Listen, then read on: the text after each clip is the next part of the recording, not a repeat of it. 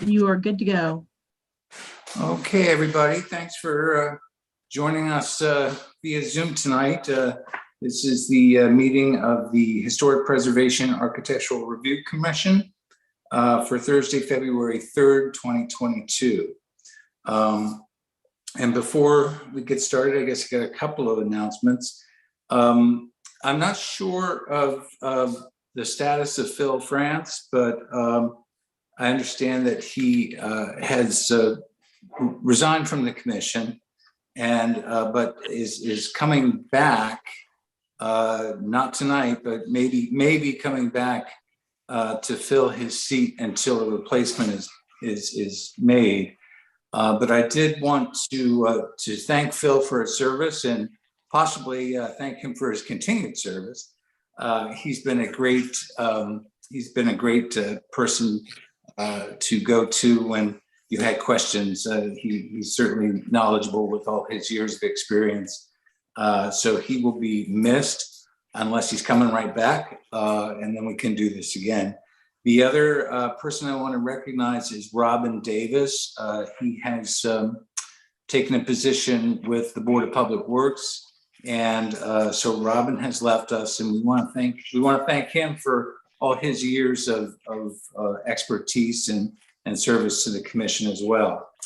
So that's all I have for opening remarks from Barbara. It's we were discussing earlier, Barbara is on her way home from back surgery, so we wish her a speedy recovery, because we are not used to not having Barbara in the chair seat. So speedy recovery to Barbara too.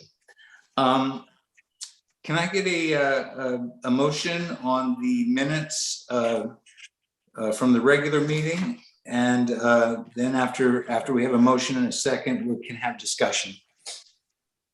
So moved on the regular minutes. Okay. Second, public. All right. Is there any discussion on the minutes? Okay, I was here. there, I was there on December 2nd, so I can't really discuss anything. Okay. All right. Well, hearing none, I'll call for a vote to approve the minutes from the December meeting, December 2nd. Is there a motion? So moved. Second? Second. I have a motion and a second. All those in favor? Aye. Aye. Opposed? Abstain? Okay, motion carries.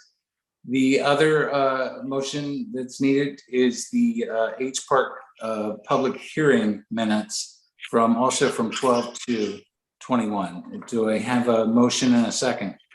So moved. I'll second. Okay, very good. Is there any discussion on the minutes from that meeting? Okay, hearing none. All those in favor? Aye. Opposed? Abstain? All right. Well, let's just get right to it then. We will start with the applications. Our first is a presentation of possible action on a request by Brenda Jones on behalf of Craig and Lisa Dickinson for an addition to the rear of the existing structure. The property is located at 608 Kings Hwy.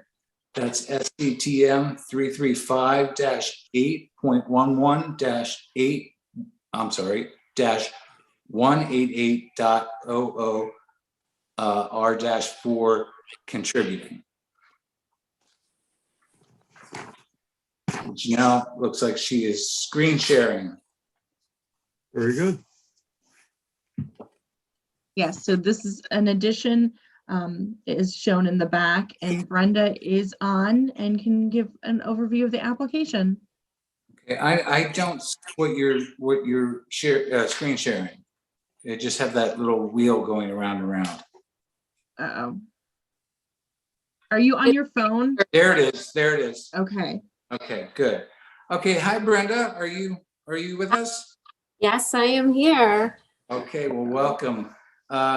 Give us the lowdown on this.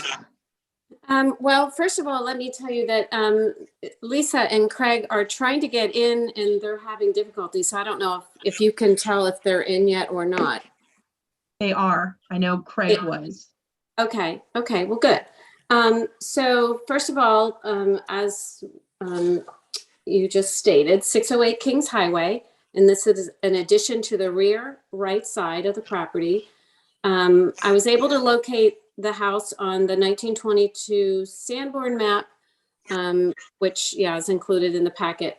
But as you can see, there have been several changes over the years to that footprint, including a left side addition that was probably added after 2000. And then at some point, the porches on the left side have been closed in, or made into heated living space. And the front window on the house was changed to a bay window at some point as well. So those things, are things that have changed to this house from those maps, even the 1945 map as well. This addition is a little bit intricate because this property, you may know or may not know, it slopes drastically off to the rear of the property, which is why we thought it would be nice to have this as you walk into this addition and you go down or you go up, so it doesn't look so imposing from the street. And it kind of mimics the left side turret type addition that was added to the house, like I say, sometime after 2000. And as far as materials for construction, they would match existing. And one thing you will note, I had on there that it will be hardy plank to match the existing and the new paint colors as well, which have already been done. But the hardy plank that is existing is the grained side. It's not the smooth side. So I know the HPC typically wants the smooth side. However, since it's already on the grain side for the existing house, maybe we should just keep with that. But as far as all the other treatments, they would be as is on the existing house. Okay. Is that everything? That pretty much explains it, I think. Okay. How about Bill, would you mind going first? Yeah, thank you, George. Looking on the right-hand side, the new addition that were mostly what we can see would be on the right-hand side, right?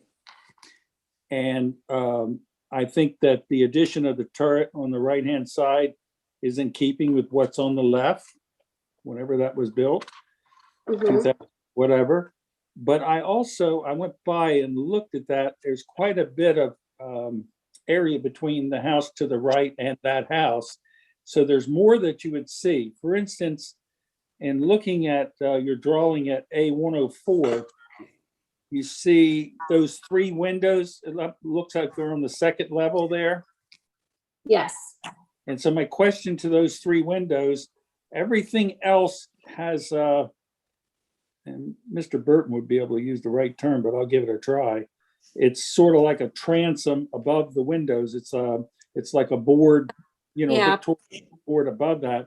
Uh-huh. Did we put that there because you wanted more window there? Is that why? No, the reason why that we didn't do that there is because the roof slopes down there, so it's not a full height. And it's not very probably visible from the street. Yeah, that would be visible there. Well, so it's possible, but there's just not a lot of room there for that pediment to be above those windows. We could that, but like I said, the roof height comes down below the 8-foot level. So it just didn't seem like it worked there to lower those windows, because when you're standing on the landing in there, you would, if we had to draw for that pediment, the window would be much lower. Yeah, that's the only thing I think you could see on the right would be those three windows, and all the other windows do have the pediments above them throughout all the areas that are visible, right and left. And Okay. I think that would show conformity to the rest of the Victorian. Now, I realize the rest of what you have off the back there, since it's a blank wall pretty much, other than those 3 windows, the stuff that's on the back of there, of course, that's all contemporary. So it's not in conformance with the rest of the house, which is Victorian, but we can't see that. So we can't make comment about it. But it is out of sync with what you would normally design for a house that's very Victorian. You wouldn't go contemporary like that, but since we can't see it, I have to hold back on my comments. But okay, so I talked about the 3 windows that you could see. I'd like to see us try to put pediments in there. Let me ask you about the foundation a bit, if I may. Is that going to be block parched there, or is that going to be blocked with brick veneer around it? It will be block parged, and they'll be in there. Okay. And how closely on that siding did you get it to match the rest? Is it almost a? Other than, like I said, the difference between typically when we do a presentation for you, it's the smooth is required on party, and this house already has the grain side. So, I don't know. Is it the width? Is it the same width as the other? Yes, it would. Yes, it would be the same profile. Yes. Okay.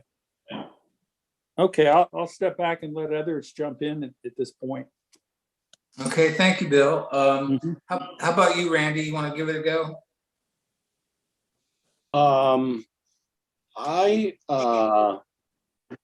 mean, I really like the way that the turret ties everything together to the back. My comments are probably very similar to Bill's, other than the fact that I wouldn't defer to Mr. Burton for much of anything. I'd defer to Ms. Jones for the architectural treatment of the house. But I understand the concern. The only concern that I have with it is the way that the low pitch roof comes into the turret and the windows, because I think that area is going to be far more dominant than what we might think. I mean, I've driven by the house many times. I drove by it recently, and I've just been looking on Google Maps for the street view, and you can see that little deck that exists on the right side of the property now pretty dominantly when you look in between that and the house to the right, Mrs. Rhea's old house there. So I don't, again, to Bill's point, I don't think that we have a lot of say in that. So I don't know, Brenda, if there's any way that you can hip that shed into the back so that it's not a shed, so that it comes in from the corner and ties into the turret. And it's not, when I look at your number one front elevation on, I have way too many screens open here on your drawing A14. Right. Just how that shed roof, if there was some way, I just think that it would tie more to the turret. The other roof doesn't really cause as much of a problem because it's more of a typical gable roof coming into the side of that. And I know it'd be very odd to have a hip on top. Did you look at that at all, Brenda? I mean, I'm sure you can see in that front elevation that you look at there where you're on the top right of Right. A4. So as you can imagine, when we're dealing with an angle on the property and an angle on the house, it's very tricky at that point. And this seemed to be the best way to get the headroom in the addition, tie it into the turret without making it feel like I feel like the roof line has to be lower than the turret at that point, because otherwise it's going to look like it just all runs into the turret. And I think the turret needs to stand a little bit more predominant. So that's why I lowered that fascia line through there and that roof line.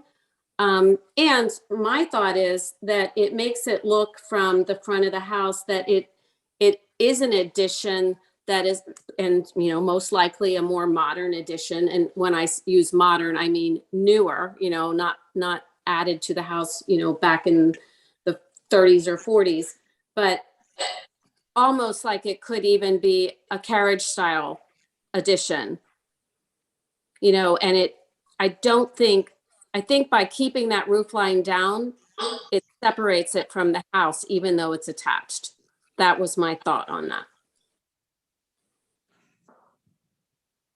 No, I get it. It's a challenge. I mean, I think that it's overall a very creative addition on the back of what's, I mean, I've met your clients when I used to live around the corner, and I think it's beautiful. Otherwise, that's the only thing that sticks out to me. And other than that, I'll defer to others for other comments, and we can come back to.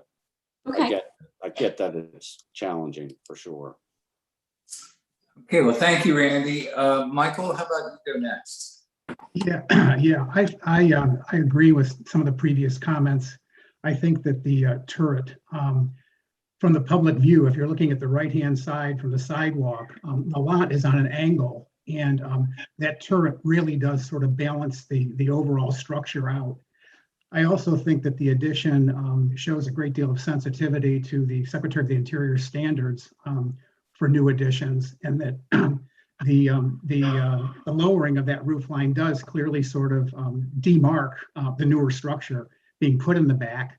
And it also, according to the standards, the new addition shouldn't be highly visible from the public right away. And the actual manner in which the thing is constructed, it's a situation where the essential form and integrity of the house is maintained. And if that particular addition were eliminated, down the road in the future, the contributing structure itself would remain intact. The fact that the use of previously approved materials are being used, the Anderson 400 windows, the parged foundation, are all in line with our guidelines in the current code. And as Brenda pointed out in the materials and was mentioned previously, I think the only issue on the material side is specific to the siding, whereby the grain side is being suggested because it's basically what's there on the existing structure. And our code basically under 19759 states any fiber cement siding or other appropriate modern material shall be consistent with the original siding in the profile, reveal, and appearance. The smooth, not the textured side of the fiber cement siding shall be used. And if you go down to section F, this is all under the standard section of 19759B. It does state that regardless of the type of replacement siding of the material being used, replacement siding must be consistent in appearance and style with the original materials. Well, the original materials on the house were somewhere around 2000 revised to show the graining. So my interpretation would be that that would be allowable given the fact that you're trying to tie this whole project to the existing structure.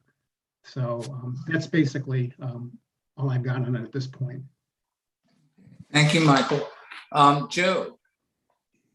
Yeah, I was initially confused. I was there this afternoon, just initially confused by the colors, which you got right, the house and the current colors, but I guess it was a paint job that went on, and the new colors look very nice.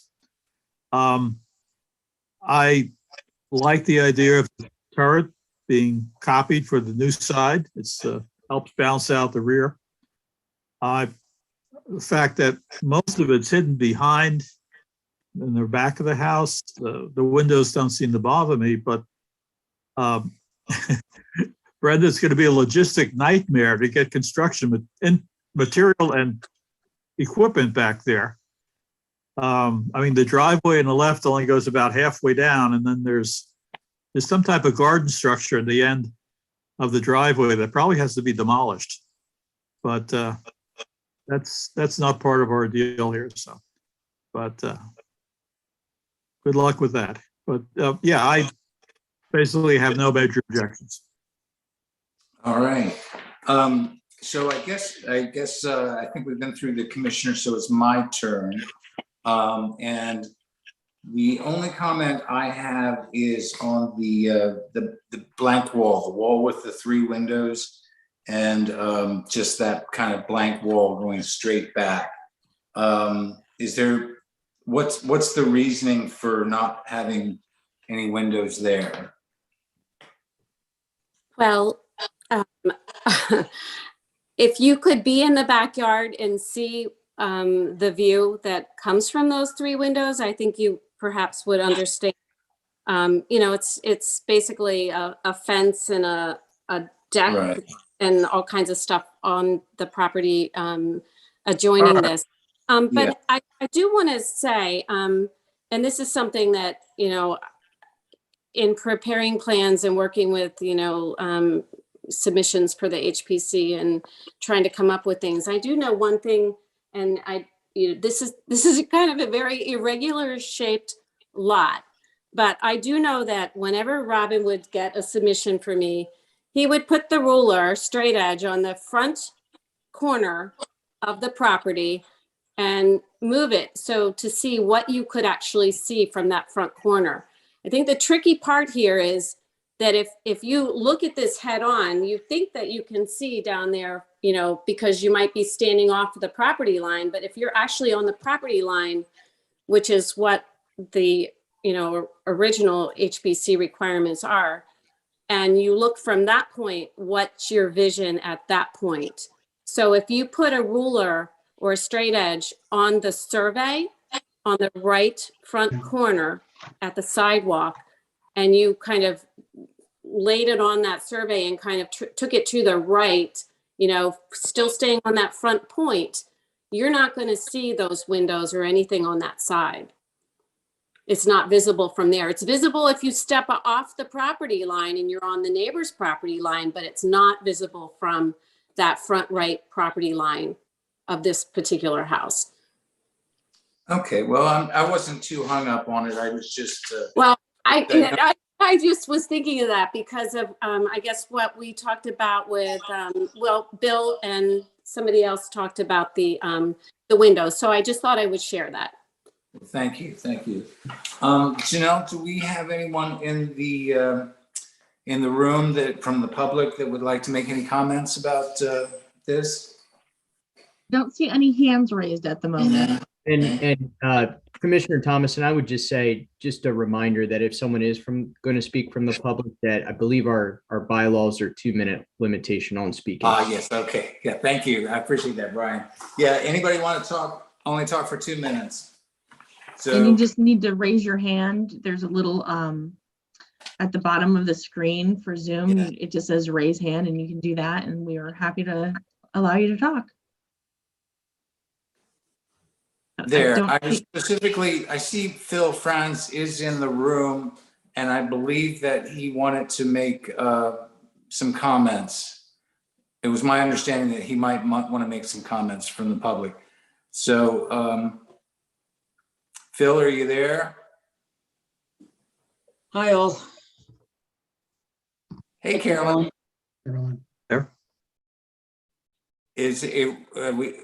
I know that Phil's there. I want to give him the opportunity to speak if he'd like. What do you think, Janelle? No? I'm gonna go with no. Okay. All right. Well, what I'd like is a motion on this application and a second, and then from there we will have discussion and also in that discussion, if someone has an amendment to the motion, they can ask for what we call a friendly amendment. If the person who made the motion would accept a friendly amendment, and then the person who seconded the motion would also accept any friend. So that what I'm saying is there'll be a motion to approve or disapprove or whatever, or approve with conditions. And through the discussion, there may be some amendment to that. So anybody want to give that a go? George, I'll give it a try. All right, thank you, Bill. Mhm. I move that we approve the application at 608 Kings Highway, which is a contributing structure. The application appears to be complete. It's in the historic district. And materials that they're proposing to use are within the ordinance. And they've been approved in the past. It appears to have rhythm and scale from what we can see, using the turret on the right and the left brings it into scale. So unless we have some stipulations, I move that we approve the application. Okay, is there a second? I second. All right, we have a motion and a second. Let's go to discussion. Does anyone have, in addition to the comments you've already had, would anybody want to amend that motion? Okay, hearing none, I'm going to ask you to vote individually and explain your vote when you give it. So I'll try to remember the order that we went in. So Bill, how about you go first? Okay, thank you. Yes, as I say, the application's complete. It's in the historic district. I think it contributes to the historic district. The materials that you use are in conformance, and the design is trying to pull in the Victorian house that's on the site currently. And since they made that effort to do that, I approve. Okay, Michael, you seconded the motion. Do you want to go next? Sure, yeah. Because this property is a contributing structure, uses previously approved materials, and demonstrates a sensitivity to the Secretary of the Interior standards for rehabilitation of historic properties, I move to approve. Okay, Randy. For the same reasons stated in my earlier comments and by the other two members of the committee, I vote to approve. All right, thank you, Joe. I vote to approve for all the reasons previously stated. All right, and I also will vote to approve, and I think that it's a beautiful work. We'll see when it's completed, but I think it's going to look really nice, and I think it'll fit in very well with the streetscape. So having said that, I think we are unanimous in approving this motion, and congratulations. Thank you. All right. Well, thank you very much, Brenda. We appreciate it. Thank you. Okay. We'll just move on to the next one. Do we have, is Arlene in the room? Yes, she'll be coming up just momentarily. Okay, the next application we have is a presentation and possible action on a request by Arlene Matzkin on behalf of Julia and Dan McNeil for the restoration of the existing dwelling, including removal of the utility shed and rear screened-in porch, the construction of a two-story addition, rear porch, and the renovation of the existing garage. The property is located at 119 Madison Avenue, and that's SCTM 335-8.12-63.00 R-4H, and this is contributing. Randy, why don't we start with you? Well, we've is Arlene? Oh, I'm sorry. It's not me. Forgive me. I'm so I sorry. think the applicant should speak up before I do. But we I have was a getting couple- ahead of myself there. I'm sorry. Arlene, welcome. And if you're there, you have the floor. Oh, I have the floor? I Yeah, have to just for apologize. quick, can I interrupt real quick? I know it says Don and it has his picture on it, but it is actually Arlene. Yes, that's correct. Yes, we didn't know the meeting was just Zoom, so we came from City Hall. Anyway, we revised the packet to in keeping the back wing, even keeping the roof that is now over the porch, although not keeping the porch exactly. I think the plans are pretty complete. We will be reciting the areas you can't see from the public right of way, which is the west side of the house, basically, southwest side of the house. And we're putting an addition on. And I think there's a little sketch that shows conceptually what that addition looks like. Okay. Yeah. I see Anything the site plan is up there now. Yeah. Don's picture's on you. Okay. And does that conclude your presentation? Do you have, you've seen the packet. Do you have any questions? Well, we're going to get to that. I just wanted to make sure you were finished. I think basically I'm finished, but I can answer questions for you. All right. Yeah, that's where we're going to go next. Okay. We're going to kind of have a question and statement or a statement and question round here for you. And that's now I'm caught up with myself. Randy, if you want to jump in there and you start the conversation. Okay. Thank you, George. And thank you for the presentation. And you're not Don, just me. I'm not Don's. Don, So hit the camera, but we haven't gotten that far yet. it's okay. It's my So voice. my opening comment about this is I would like to just say that I think it's a beautiful job that's been done in readdressing the challenges that you and your client were presented with in your original presentation. 2 months ago, you had hoped to be able to just remove the back. It was a contributing structure. I know Right. that's a painful process. I know it makes it more challenging, but in order for this body to work within the confines of what our charge and authority is, I think that, as I said at the conclusion of that meeting last month, I think we demonstrated that there is value, much like what happened in the application for another property at the corner of Kings Highway and Washington Avenue. So all that being said, I really have very little to comment on here, Arlene, because I think that you went back to the drawing board, although it was a bit more challenging to get here. And you've drawn an addition, especially when I look at this angled view.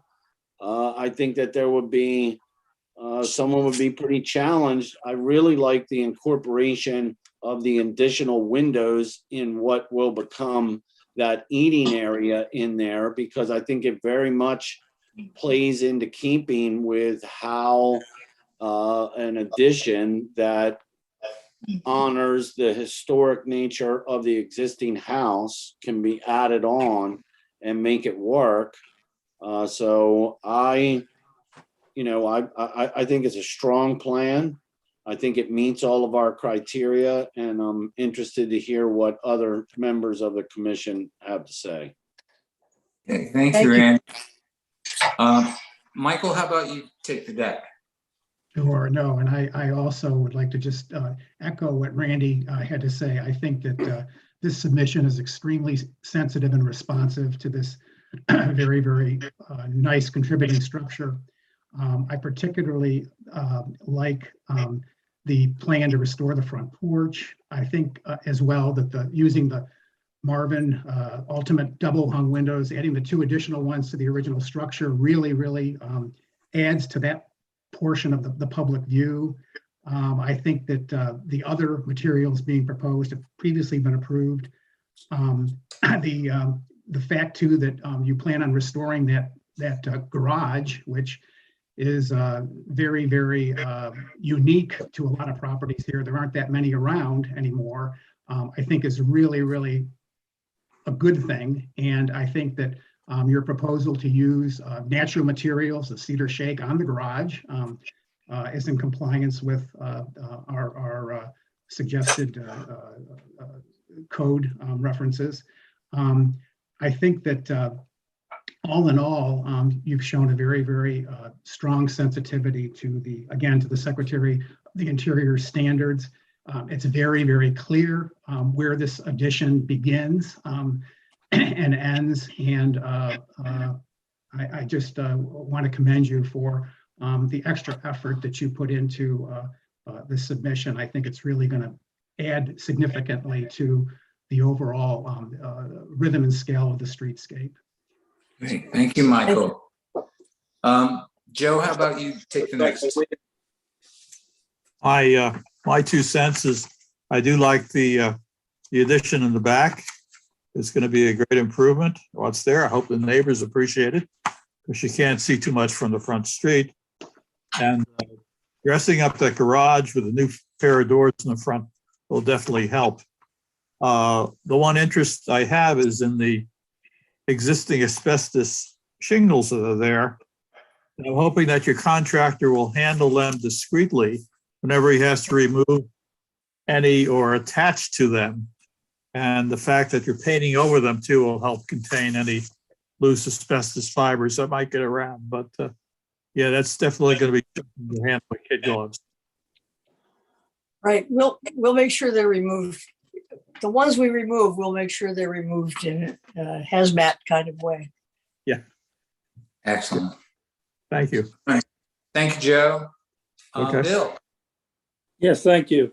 I too agree that the architecture work is excellent, and this is exactly how you would tie in to the old building. In fact, you would think all of it, you could go back to 1880 or whatever. I do have a few questions, though, if I may. I understand Barbara walked all over the grounds with you, Arlene. Could you share with us any comments that she might have made as she did that? And then I have a few questions I'd like to ask of you.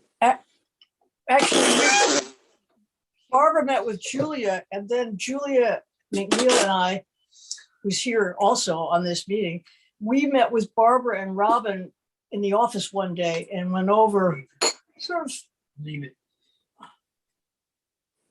Stop talking. No. We went over things that we thought might concern her to sort of get the rules of the game out in front of everyone. So I think I think we answered Barbara's questions. I'm sorry she isn't there today. Yeah, I was just wondering from a macro standpoint, some of her comments, she hasn't provided those to me other than she said she sat down with you. So I was wondering what some of hers might be. You can think about that while I ask you some questions of what I might have, and then we'll go back to that if we could. On the porch, did you make any adjustments from what you had proposed initially in regards to the porch? I remember you said the steps were a challenge getting down. Are we removing those steps or no? We are going to redo the steps. There's a whole page in the booklet on the porch. Yeah. Mm-hmm. But the rail, the columns, and the gingerbread and the roof will all be the same. We're going to lower the floor about 3 inches and make new steps so that they aren't lethally high. Pretty much like we had before. Okay. Another question is in regards to what you're removing from the property and adding this new addition. If you could just speak to that a little bit. You're removing the old porch, right? Just the back portion. Yeah. The porch, the L-shaped part, Yeah. the part that makes the left turn. Can you just Okay. identify yourself for the record, please? It's Julia McNeil. Thank you. Okay. That's, I think on the proposed site plan, you can kind of see the addition. You can see the old porch kind of under there, I think. Mm-hmm. I'm not sure. No, It takes a turn. And so that's not on the Sandlot drawing, that Mhm. back part of the porch. Okay, And Barbara thought that because of that, that it would be okay to remove it because it wasn't part of the original. Right. okay, And there's an odd little shed out the back as well that has the mechanicals right now. okay, And she thought it was okay to remove that. okay, And when we walked the property together, she felt that if the addition was in the back, that would be a better place for it than anywhere else, basically. If we were going to add on, it would be best to have it in the back. okay, Have an H instead of a T, so to speak. okay, okay. So we're gonna have to take that tree out, right? Yeah, it's Yeah. it's not in the greatest shape anyway. No, it's too close to the house too, so, Yeah. yeah, problem with that. On your windows, looking at that one side southeast elevation, the windows on the lower level in the center, you know, are they the same size with the new side where it says new siding? You look at those 4 windows and then below where it says existing roof and window, Northeast. Which one? are those windows the same size? or no? I'm looking for the elevation. Hang on just a minute. Do you have another one in here? They are not. The ones that are forward in the addition, the 4 are smaller than the ones to the left. Okay. They're in the back, so they're Oh, probably, north, are you looking at northwest elevation? it says southeast elevation. Southeast, okay. Mhm. Sorry, it's not on, we're a little disadvantaged because it's not on the screen. Okay, southeast elevation. Yeah, On you see- the front block, the new windows are identical in size to the existing windows. okay. And And- I Go don't ahead. know, which windows are you asking about? The ones on Where the, it says, where, I think, Mr. Burton hit it, where it says new siding, it shows 4 windows. They look smaller than the. they're part of- slightly smaller because at the moment, we're building a banquette at the end of that addition room. And so the banquette has a windowsill height of about 36 inches. Ah, So okay, the windows are slightly higher off the ground. okay, that's good. That's what I want to hear. Now, on the cement fiber board, do we have that? We got it on the new siding, but it's not going to be anywhere else as far as the old part, right? Yes, it's going to be on the northwest elevation because that, Robin thought that was fine because you can't see any of that elevation from the public right of way. Okay, And that's the side where we have to mess with some windows. In the front where we have the old asbestos siding, we don't have to change any window locations. We just adding to the windows. okay. No, I have these questions, but that doesn't mean I'm not satisfied with what you've done here, Arlene. This Okay, is a great. wonderful architectural piece of work. This is what we really need to see when we redo a building like this. So I don't have any other questions, George. I think this really looks nice. Well, very good. I do have a question for you. First, I'll say that I think your design is wonderful. I like what I see there. You were talking about the front porch and you're going to lower that a couple of inches, right? I think 3, I have to get 3, the steps. Right. If you look Well, on that- that porch yeah. page. the My steps- my question actually isn't about the porch itself or lowering it, but my question is about the steps that it looks Right. like that they're the concrete steps. I would like to take those out. And what would you be replacing that with? I'd like to put wood steps in. Okay, It's wood. not critical, if there's some reason why the commission thinks they'd be better in concrete. Well, I mean, my personal opinion, and it's just my personal opinion, would be brick steps might be nice, but then there again, the wood steps in keeping with the look of the house. Yeah. I just happen to like brick, so that's just, No, that's me. Geez, I'm open to brick steps. That would be no problem. Okay, but you know, that there again, unless somebody makes that part of the motion, you know, that's what I would like to see, but there may be more expertise on that subject with the brick and the house itself. That was actually the only thing I had. Janelle, is there anyone in the room that would like to speak to the design?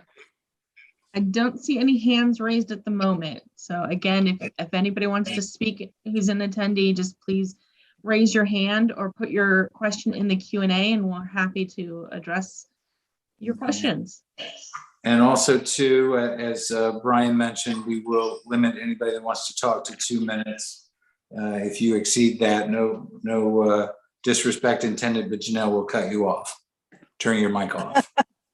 So, but anyway, it doesn't sound, no one, Phil, looking for you, Phil. Okay. Can I ask one more question? Yeah, and maybe I absolutely. just didn't hear the answer to it. The foundation around the front porch, when you redo it, is going to be parged block work, Arlene? The front porch, you know, I'm not even sure. Is it? I think it's brick in places. Yeah. The foundation in general is brick in places. I think originally Yeah, it was it's hard brick to see piers. in the picture. I think it's still brick piers, and in the back, it's in terrible shape. We're gonna have to rebuild the piers. And the porch, I don't know, I would go with brick. If we can repair the brick, I would go with that, rather than introduce block along the edge of the sidewalk there.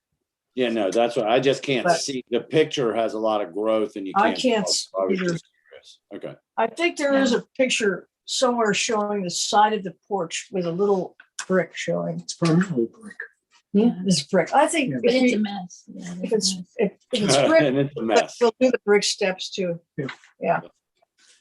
Okay, thank you. All right, very good. Is there anyone that would like to make a motion on this application? George, I can do that. Okay, Okay.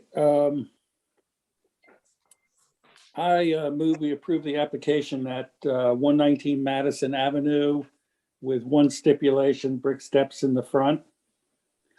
I think the design is in rhythm and scale with the old portion of the house. It kind of blends, the whole new design blends right in with the old. The application is obviously complete. It's in the historic district. It's contributing, and the materials are those that we have previously approved. okay, do I have a second? I'll second that.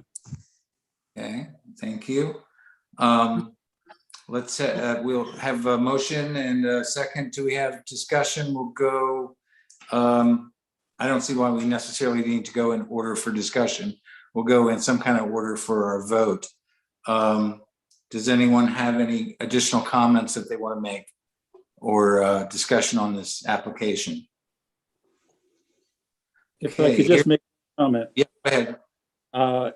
For the owners, I just want to say this design would fall within the credits for the state, and you would get a lot of credit for this, but you're going to have to go in with your application to the state of Delaware before you actually start construction, but you could get tax credits that would carry you for years. Yeah, thank yeah, very, very good. Thank you. Thank you. Thank you. Thanks. And to Bill's point, that application needs to be made before you begin work. Okay, All right. Janine.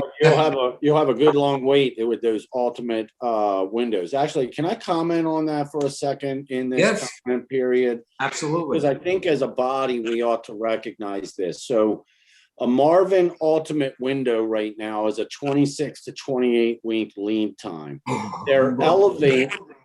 Their Elevate series window, which is comparable, has the same mullions, the same design, it's just a little bit different window, is more in the 14 to 18 weeks. So I think that a person that's putting a quality window like that in, I don't think it has to be the Marvin Ultimate series. I mean, it is over a half a year to get those windows right now.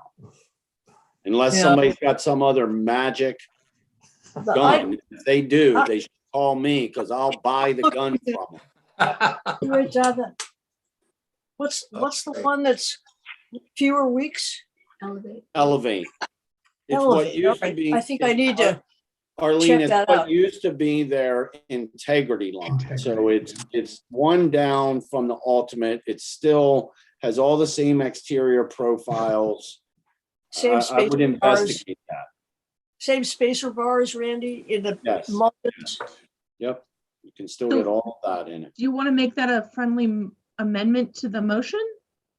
I'll make that a friendly amendment to the Well, motion. we'll certainly check that out. I bet, That the customer could use Marvin Elevate windows as well, specifically, not their essential line. That's a whole different, that's a vinyl product, completely We're not- different, but. not going, Yep, I'll make that friendly amendment. Okay, we have a friendly amendment. Bill, will you accept the amendment? I Will do. you accept it? Okay. And Michael, did you second it or Joe? I did, I think. Yeah, Okay, I seconded the original. okay, and will you accept the friendly amendment? Yes, I will. The second, okay. Is there any more discussion? Okay, hearing none. We have a motion to approve this application with the two following stipulations: that the steps in front be made, that you use brick on those. And the other is that the windows, that you get the Marvin Elevate windows. Michael, did you get that in your notes?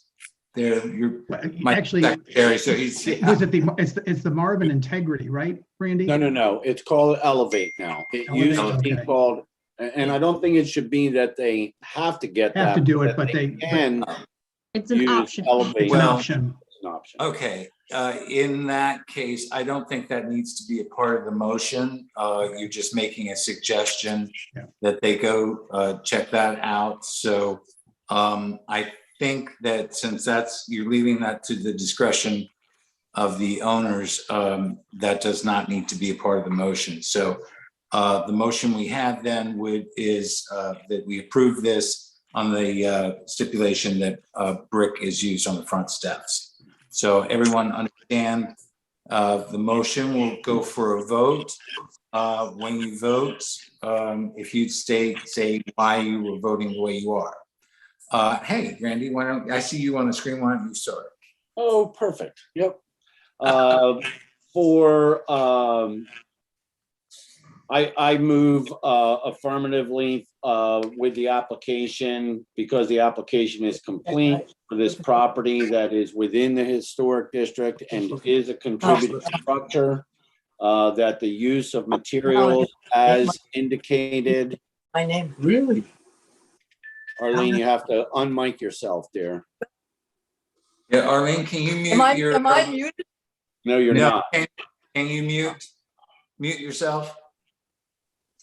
Oh. That the use of materials are consistent with our ordinance and have been approved in the past, and that these alterations are in effect in the rhythm and scale of the neighborhood and the adjacent property owners and meet the historical standards. So I approve.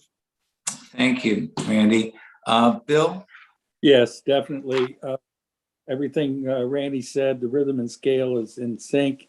It's going to be a great addition to this contributing structure and to the neighborhood. So therefore, I approve. Okay, good. Joe? I will be voting yes, for all the reasons previously stated. Okay, Michael? Yeah, I vote to approve as well. It's a contributing structure in the historic district. And again, this application demonstrates a real sensitivity to the Secretary of the Interior standards for the rehabilitation of historic properties. Very good. And I will also vote to approve the application as amended. Again, Arlene, I think excellent work, and I look forward to seeing the progress of this property. So thank you very much. Motion carries. That concludes that for that application. Next up, and I will rely on Brian and Janelle. I understand first of all, Michael has said that he needs to recuse himself from this discussion. So we'll let Michael go for a little bit, and then he'll come back. So now it's just us now. So we have an application here, but it also requires the demolition of this structure. So the question that I have is, are we going to discuss this application tonight, or are we going to wait to schedule a public hearing?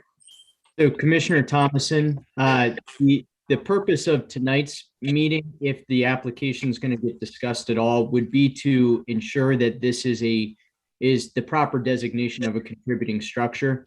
If it is a contributing structure and it is going to be demolished, then a public hearing will have to be set. But if it is not a contributing structure, then a public hearing does not need to be set and the application can be heard. It is designated, at least on the agenda, as a contributing structure. So if the procedure at this point would be to go to, is found in 19758, section D1, which says that if an applicant or a member of the public has information, evidence, or testimony that contradicts the current designation of contributing or non-contributing, or is information about the history or other information that could materially affect the decision-making process of the commission members, HPARC shall consider that information, evidence, or testimony before addressing the application. So unless somebody from the public or the applicants or whomever has evidence to demonstrate that this really is not a contributing structure, or excuse me, that this really is a non-contributing structure rather than a contributing structure, that can be heard at this time. If there is no evidence or testimony that this is a non-contributing structure and that the proper designation is listed, then a public hearing needs to be set. Okay, and we have it as a contributing structure, not non-contributing. So is there anyone present who wants to challenge the designation of this property to contributing or non-contributing? And that would include the public there. Yeah, the owner is on, so if he would like to speak, he just needs to raise his hand. Okay, Or I'll and put something in the Q&A. identify himself too. Yes. Yep, and he has raised his hand. Okay, you have the floor, sir.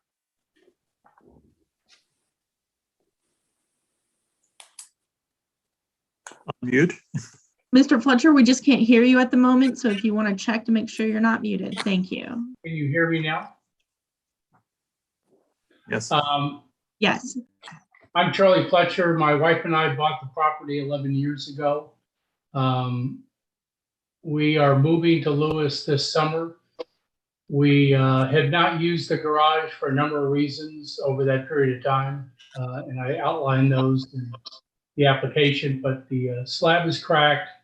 The doors to the entrance are non-conforming. The position of the garage is such that it's difficult to park in front of it. Mr. Lester, I don't, or Mr. Fletcher, I'm sorry. I don't mean to interrupt you. The conversation that we are having right now is whether you have any evidence that this is not a contributing structure. That's the question before the commission first. Yeah, I was not aware that it was a contributing structure until about a week ago. And I had worked with John Lester. He also was not aware of that. And I'm not sure what I would need to do to support or refute that, frankly. Okay, I appreciate that.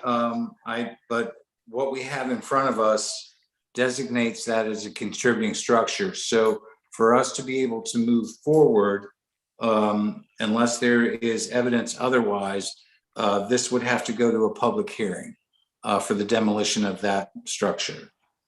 George, can I make a comment? Yes, please. Reviewing the property, this garage is in the back where it cannot be seen from the street. So I'm wondering whether we should be reviewing this or not. Also, if we are reviewing it, is it on any Sanborn map at all? Primary house is on the Sanborn map. There are outside structures going back to 1922 on the Sanborn maps.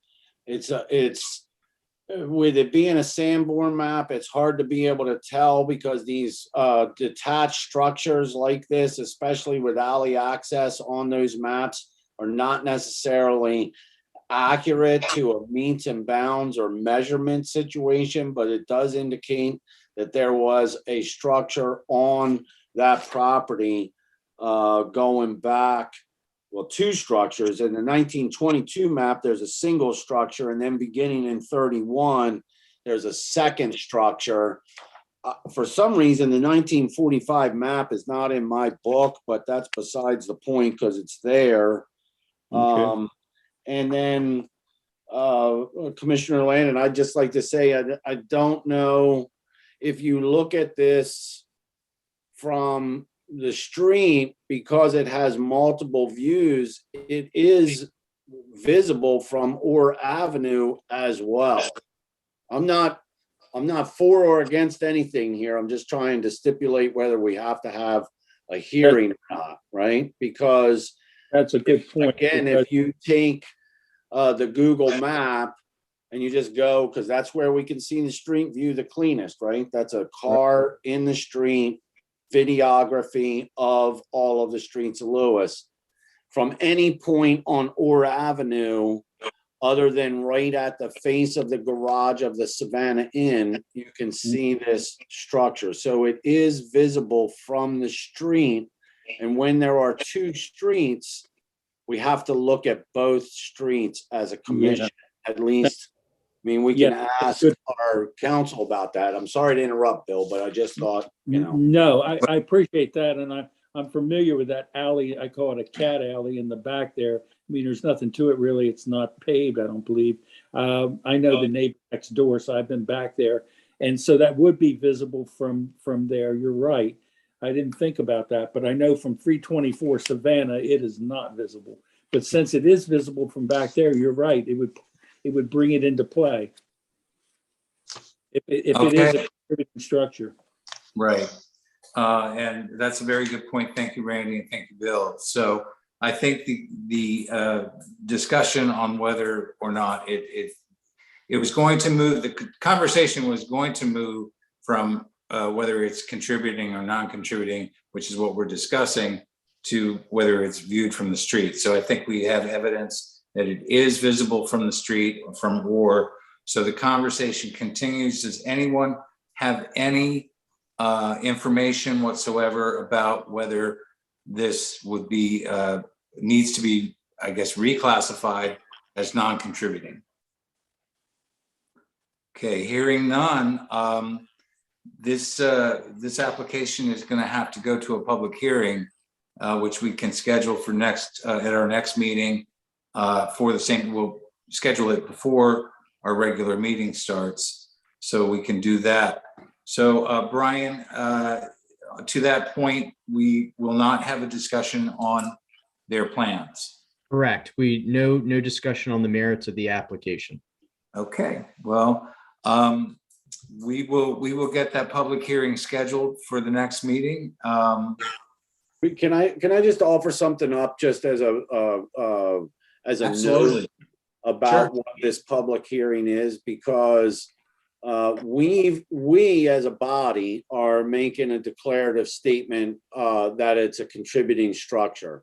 The applicant still has the opportunity, and that's why they have the public hearing, to demonstrate to us in that hearing that it is either contributing or non-contributing. And so I just wanted to make that clear, because I think that sometimes we don't make that clear to the applicant and they come back still not sure how there is Sure. plenty of information out there or resources that can be dug up to figure out whether it is contributing or not. To your point, Randy, it is not the commission who is making the determination whether it is or it isn't. The information that's been provided to us from the city has it listed as contributing. So that, just to be clear, we as a commission are not making a judgment that whether this is or it isn't. We are going on the basis of what's provided to us. And having said that, our requirement is to go to public hearing. Now, in the interim, because it would be postponed until next month anyway, if the owners of the property can come to next month's meeting with information that would conclude that it is not contributing, we would obviously take that into consideration first, and then we would be able to probably adjourn the public hearing. But that's what's going to happen. So everyone, we thank you for your time. Commissioner Thomas, yes, because this is an agenda item, you guys might need to vote on whether or not to set the public hearing. Okay. Thank you, Brian. Is there a motion to set a hearing for next month on this application? Not on the application, I'm sorry, to have a public hearing for the demolition of this structure. So moved. Is there a second? In a second. Thank you. I have a motion and a second. Is there any discussion? Okay, hearing none. All those in favor? Aye. Opposed? Abstain? Okay, motion carries. We will set a meeting, public hearing for next HPARC meeting before our HPARC meeting next month. So Yeah, we can have it, so everybody knows it'll be March 3rd at 6 p.m. And then we can just go right into the regular HPARC meeting. all right, thank you, Janelle. Thank you. All right, let's invite Michael back. Did you really leave us, Michael? Okay, that's it for our applications for tonight. We do have some other agenda items here. Just need to find out what I did with my agenda here. Unfinished business, we have on there an update and discussion and possible action on the resurvey of the historic district phase 1 through 7. And I can tell you that Barbara, Michael, and myself had a Zoom meeting with the folks from SHPO and CHAD, and it was a very, very productive meeting. And I gotta tell you, hats off to Michael, because he went through the whole thing and made edits and notes on all 7 phases. Which was far superior than I could have ever done. So thank you, Michael, for that. The meeting also included, recommended that we also consider including additional streets around portions of the historic district in case, now that's not saying that we're pulling them in to that, but that when we do these surveys on some streets, that we include them in the survey in either the hopes or the anticipation of those streets becoming part of the historic district at some point. Another discussion that we had, which this commission's had several times before, but perhaps we will revisit it with some determination. And that is, and this would go to an ordinance change, but the possibility of changing the rule or whatever we have from the date being 1941 as to what is considered contributing versus non-contributing, and possibly, and this was just a discussion, so nothing we have to go into tonight, that we, when a structure in the historic district becomes 50 years old or more, that structure is then considered going from non-contributing to contributing after 50 years. So that was just something that we balanced around. And Michael, do you want to jump in and give some additions there to your notes and edits, and how the rest of that kind of progressed? Sure.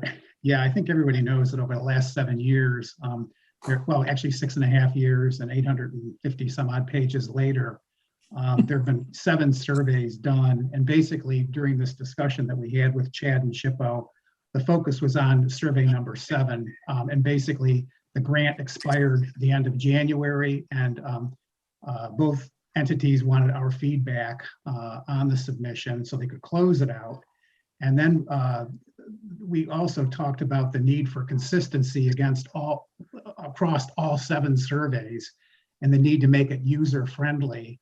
And during the course of the discussion, the possibility of doing an 8th and final survey, which would tie all 7 of the previous surveys together, making it user-friendly for the city council, for HPARC, and for citizens, became a real possibility. So there was mention of the fact too that I believe that Chad would come up with about, George, correct me, I think 40% of the cost share. And then George had mentioned as well in his other role, possibly looking for some private sector funding, and then and other sources as well. So Shippo said that they were going to provide us with a request for proposal that would, down the road and over the next several weeks, have us take a look at and to consider. But I think we all agree that these surveys are really critical to our work. And as George had mentioned previously, the whole issue of contributing versus non-contributing, basically, it serves as our baseline for the review of all of our proposals. And if we can get these things as accurate as possible, it'll go a long way in making life a lot easier and clearer for everyone involved in the process. So that's basically it.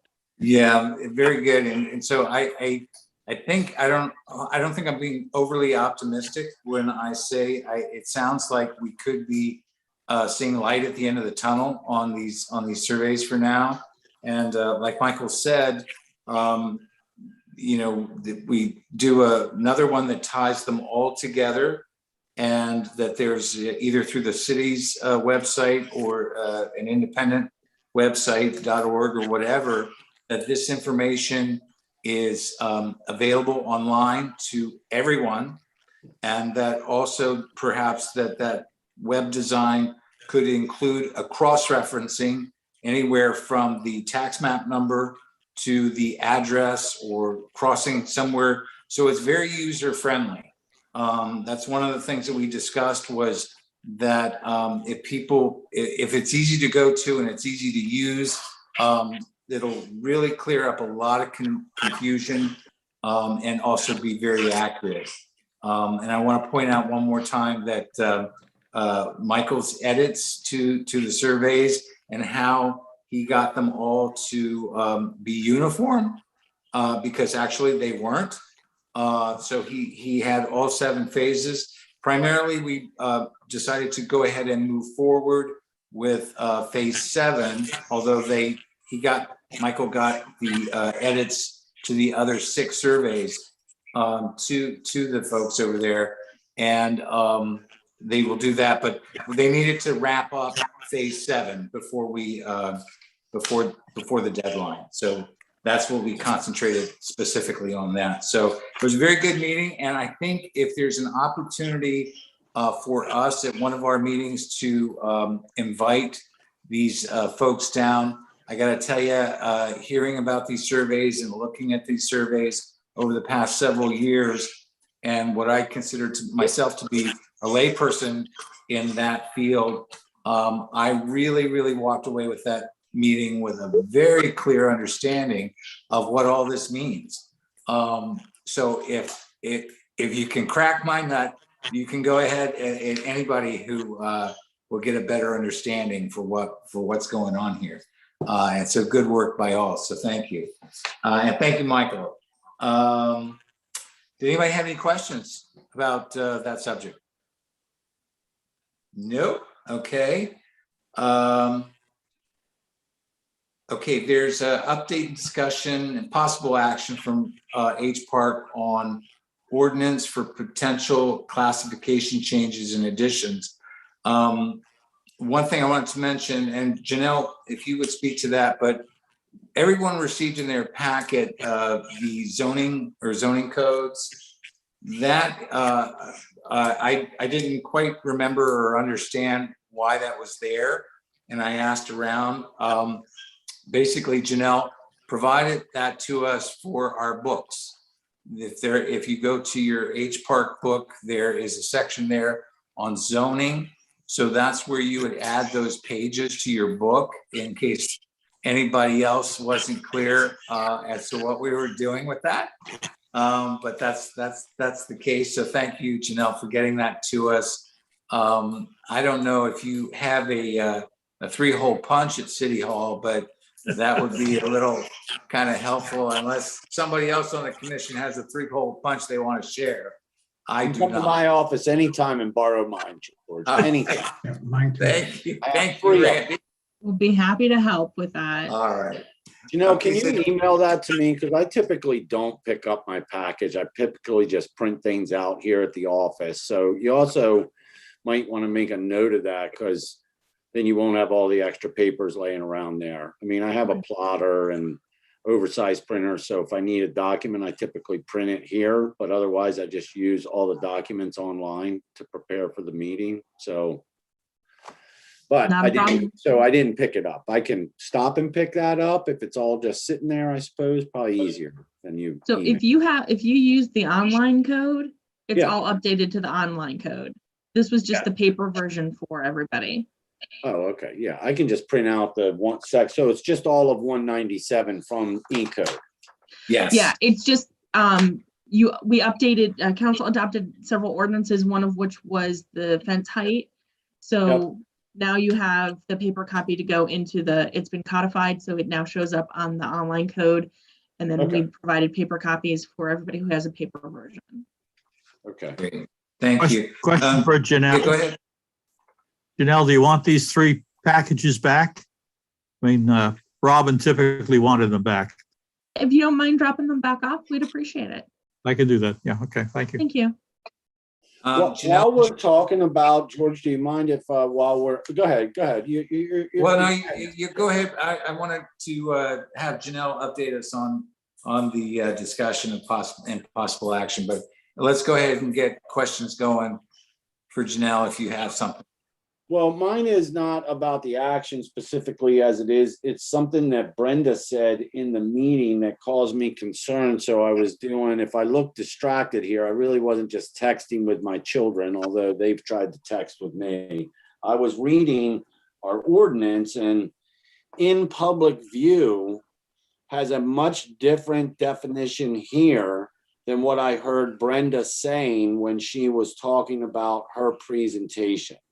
So I'm going to read what in public view says, because I think it's not about the property lot line. It's about from the right of way. So it says that portion of a structure that is visible or could be visible in the absence of a fence or landscaping from the section of a public right of way or public street upon which the structure fronts.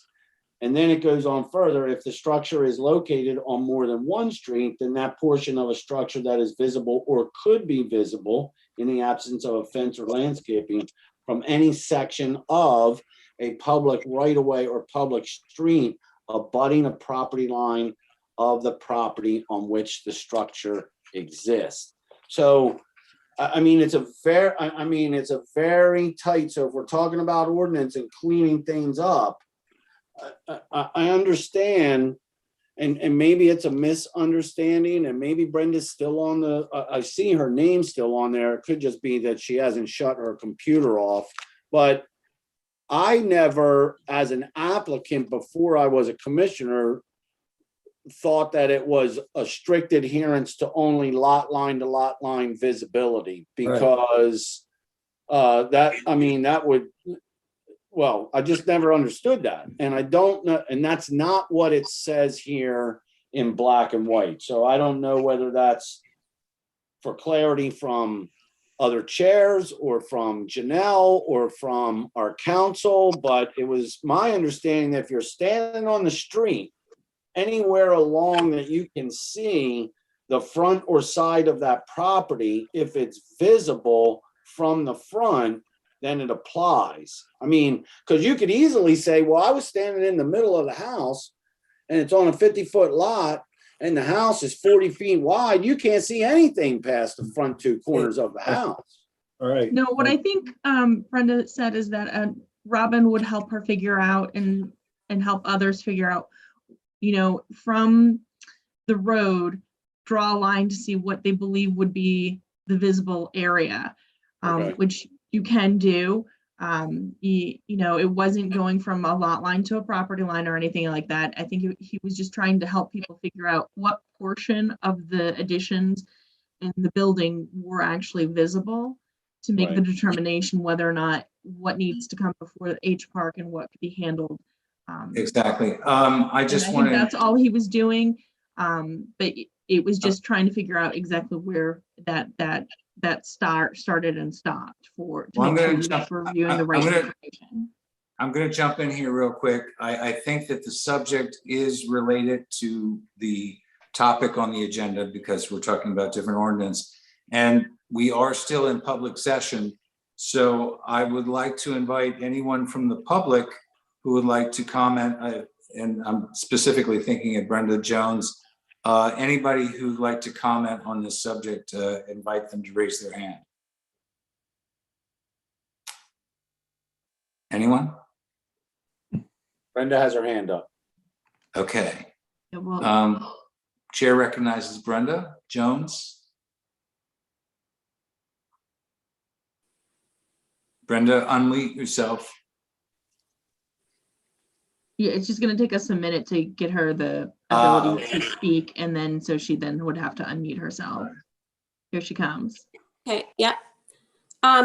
Yes, so every time I've had a submission or a question and gone to the city prior to working on the design, that was one thing that we always did. You put the ruler on the corner of the property line and you moved it so you could see what is actually visible from the lot, from the street. And that was what I was always told was the requirement for what was visible and what was in the purview of the Historic Preservation Commission. Commissioner Thomason, if I may, I think that, there could have been, if that was for HPC rather than HPARC, there could have been a different definition. And I don't want us to get bogged down in that. I think the definition that we have now that Mr. Burton has articulated is, he read it out of the ordinance. So I think that's the one that we have to go with at this point. Right. No, I agree completely with that. I just wanted to give, since a member of the public was mentioned in this conversation, I wanted to give her an opportunity to speak to that, if that were the case. So, And George, right, we don't want to get bogged down in this particular discussion. I do want to get to Janelle's comments or update on the rest of it. Janelle? So I do know Councilperson Jones has been working and looking to see how, because you, let me start back. Let's just rewind for 30 seconds and start over. Mayor and council did review your HPARC's request to look at a way to identify buildings that could need some work to stop them from having to be demolished, or unfortunately, we had this week a building collapse, partially collapse, an accessory structure. So we can try and identify those items ahead of time. So we're looking, they were comfortable with that, and we're trying to figure out a path forward to start addressing that. So we're going to be starting looking at that and addressing how do we look at demolition by neglect. And I think maybe in this instance, we need to add an emergency demolition issue, because again, if a building collapses due to snow, that how do we address that?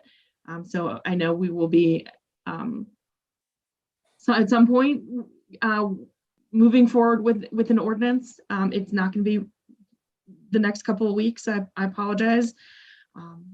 I'm a little busy, but I know we're putting a committee together basically to look at risk buildings. As a matter of fact, I was emailing Phil today, even though he's not on your commission anymore, and he is definitely willing to help work with me to identify some of these buildings. Excellent, excellent. Does anybody have any questions for Carolyn or Janelle on this topic?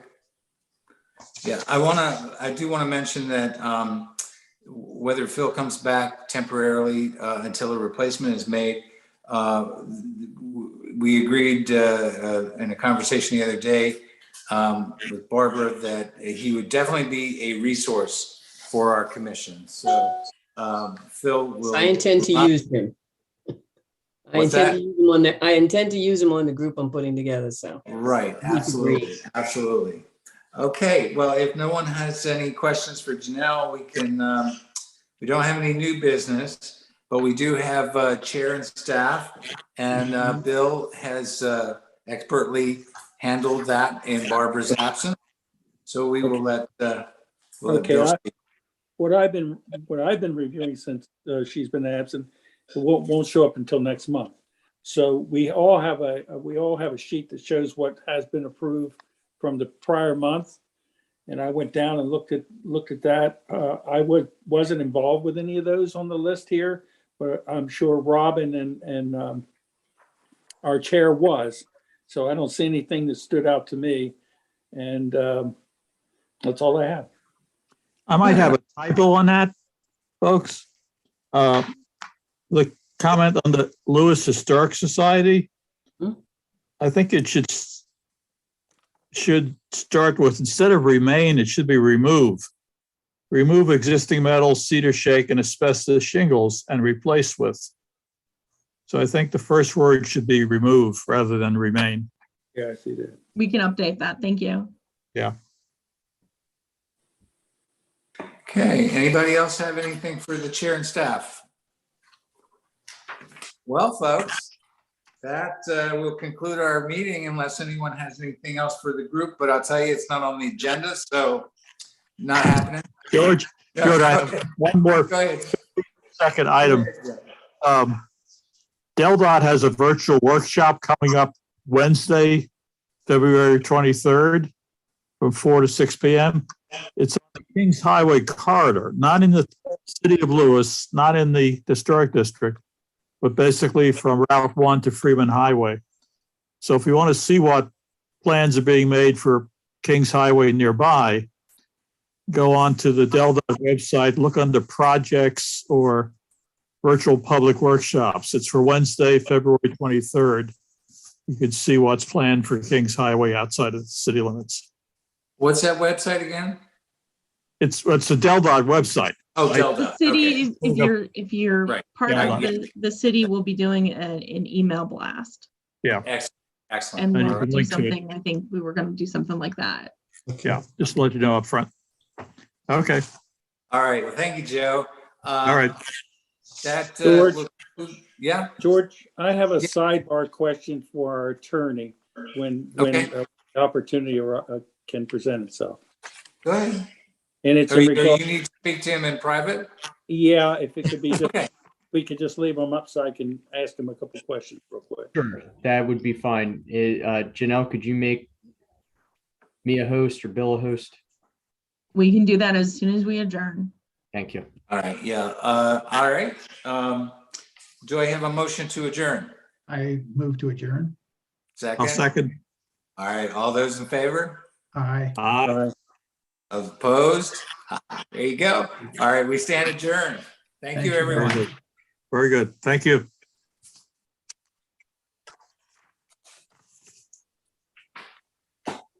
All right, would this be considered executive session? Well, Brent, Can't go into executive session. Do we need to? I mean, we're all here. So my understanding is if we're all here, we need to be in public session. Correct. So Okay. I think it was just, So- I think Bill had a question for Brian. and, So- and- Okay. So the rest of us can leave. yeah, Yeah, Correct. rest of us can leave. Gotcha. Okay, so you guys stay on and Unless they want to hear my question, but it was in relation to. there can't recusing myself. be any more than 3 of us on, so. Yeah, no, if Jackie can leave and Craig can leave and George can leave, and then I'm working with the intern to get it to stop streaming on YouTube. Okay, Okay, well, I only see 2 of us on, so if you want, I'll stay.